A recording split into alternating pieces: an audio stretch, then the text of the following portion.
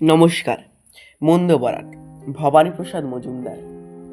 টিকটিকি তিনবার করে যদি টিকটিক, শুনি নাকি সব কিছু ফলে যায় ঠিক ঠিক।